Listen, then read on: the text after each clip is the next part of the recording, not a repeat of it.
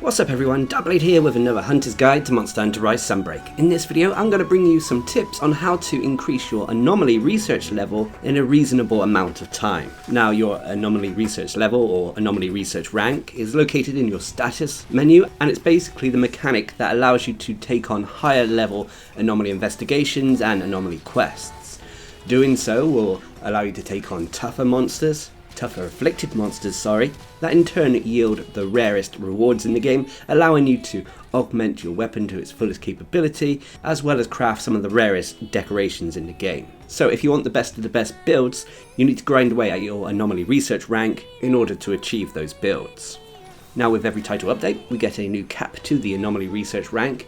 Currently, at the time of this video, it's 200, and new loot is unlocked at certain thresholds. Most of the time, if you're not looking it up on the internet, you can tell what a threshold is by going to the various information on the monsters regarding their materials in your hunter's notes, and then you'll normally see some materials have question marks next to them, even though you farm the monster over and over again. These question marks are normally below current afflicted materials, and if you look at the afflicted materials you have access to, it normally says a certain level, so 121 to 180 or 101 to 160. Now if there is a question mark underneath this monster material, then that means that there'll be new materials unlocked one level above whatever the maximum level of the material above it has. So say, for example, this material here can be obtained up until Anomaly Investigation rank 160, then that means that the question mark is unlocked when you take on Anomaly investigations at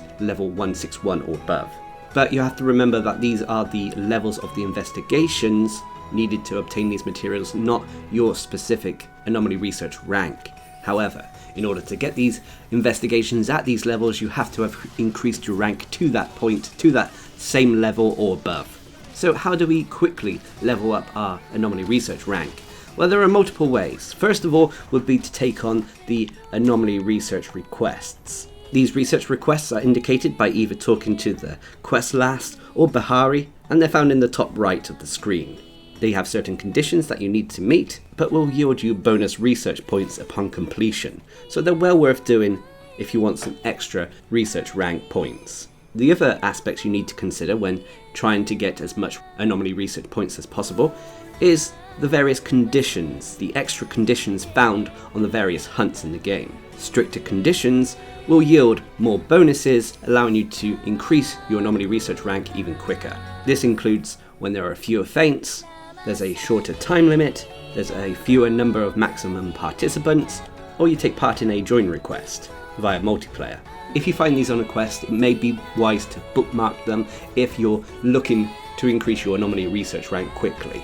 Be aware though that Anomaly investigations that you take on that are severely under your Anomaly research rank will potentially result in fewer rewards, and the same applies for when the amount of feints is higher than that of a normal quest. So also keep an eye out for those when it comes to the extra conditions on hunts. Additionally, other things to consider as well to increase your Anomaly research rank quickly is to pick up as many afflicted materials that you find in the environment. Plants, mining nodes, sometimes they will be afflicted with Krios, to which collect them and you'll receive some bonus points at the end of the hunt. These will also allow you to unlock more investigations, potentially giving you an investigation featuring that specific monster you've been after. Of course, there are a few other aspects to make things easier on yourself. For example, taking on Anomaly investigations in multiplayer is definitely advisable. With Title Update 3, you can even do this with followers. This makes the hunts far more easier in my opinion, resulting in you completing the quest more quickly, allowing you to take on more Anomaly quests overall in a short time space. The next tip I can give you is to take on monsters that you actually enjoy and know that you can take on quite effectively and efficiently. This can basically increase the amount of quests you can get done in a short amount of time, thus increasing your Anomaly research rank, especially if there isn't a research request that requires you to take on a monster that you don't have access to or don't have an investigation at the appropriate level. Another aspect to consider are multi-monster hunts. Anomaly investigations that feature multiple monsters will yield a bonus Anomaly research rank. However, I personally don't always go for these, unless they feature an easy monster to take on. An easy additional monster, to take on. Normally the amount of time required to take down multiple monsters isn't worth it when compared to a single monster that has multiple rarer conditions attached to it. So for example, I'd rather take on a Seething Basiljuice that can have a maximum of 2 players, 1 feint and a 25-minute time limit over a quest that features Seething Basiljuice and 2 additional monsters. But at the end of the day, the hunts are down to you.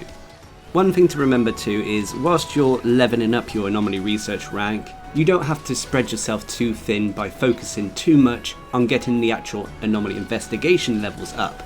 You can focus on those later. Most of the time I personally get my level up using a few select quests that have nice modifiers on them, and then once I achieve the rank I want, I'll simply go on investigations collecting the anomaly afflicted plants, insects and mining nodes in the environment, getting some extra investigations that way and then back out the quest rather than taking on the monster.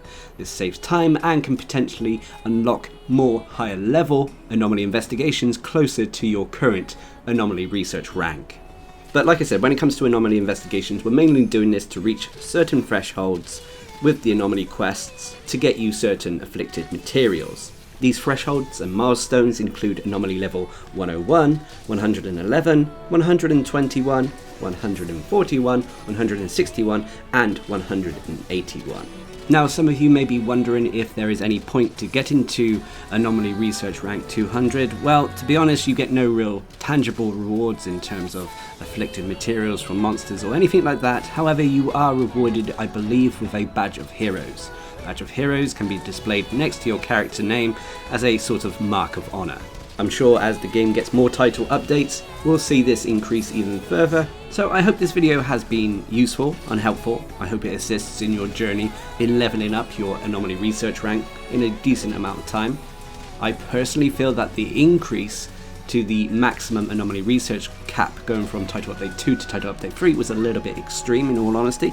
Title Update 2 increased the cap from 100 to 120 and Title Update 3 increased it from 120 to 200. And on top of that, I feel it goes a little slow, shall we say, which is the whole reason I made this video, to try to increase things, speed things up and get you that endgame loot as quickly as possible. But what are your thoughts? Please leave a comment down below, and until next time, I've been Darcblade, bringing you a hunter's guide to increasing your Anomaly Research rank quickly in Monster Hunter Rise Sunbreak. Hope you enjoyed the video, thanks for watching, subscribe and like for more.